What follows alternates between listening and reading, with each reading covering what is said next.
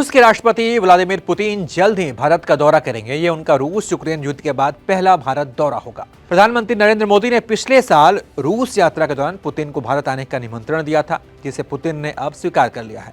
रूस के विदेश मंत्री सर्गेई लावरोव ने गुरुवार को इस बात की पुष्टि की और कहा कि पुतिन के भारत दौरे की तैयारियां चल रही है, लेकिन उन्होंने यात्रा की तारीख का खुलासा अभी फिलहाल नहीं किया है। लावरोव ने कहा कि राष्ट्रपति व्लादिमीर पुतिन ने भारतीय प्रधानमंत्री से मिले निमंत्रण को स्वीकार कर लिया है। अब हमारी बारी है।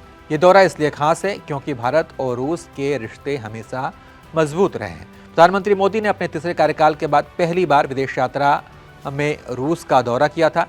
अब पुतिन का भारत आना दोनों देशों के बीच और भी मजबूत रिश्तों का संकेत है। इस यात्रा के दौरान पुतिन और मोदी दोनों के बीच यूक्रेन युद्ध, अमेरिका में डोनाल्ड ट्रंप के राष्ट्रपति बनने के बाद हुए वैश्विक बदलाव और अन्य महत्वपूर्ण मुद्दों पर चर्चा होने की उम्मीद है।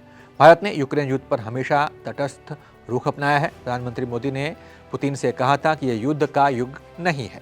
भारत ने रूस के खिलाफ संयुक्त राष्ट्र में पारित प्रस्तावों पर वोट करने से भी परहेज किया है और पुतिन की सार्वजनिक आलोचना से भी भारत बचा है।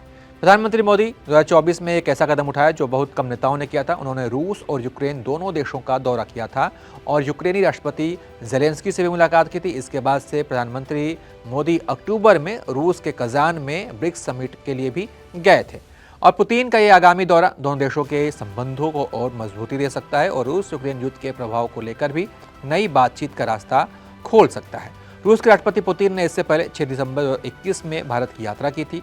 उस वक्त वो केवल 4 घंटे के लिए भारत आए थे और इसी दौरान भारत रूस के बीच 28 समझौतों पर दस्तखत हुए थे। इसमें मिलिट्री और तकनीक समझौते भी शामिल थे। तो अब एक बार फिर से पुतिन भारत आ रहे हैं और इस बार भी डिफेंस के कई मुद्दों पर, कई समझौतों पर वो हस्ताक्षर कर सकते हैं। दोनों देशों के बीच कई सारी बातचीत हो सकती है।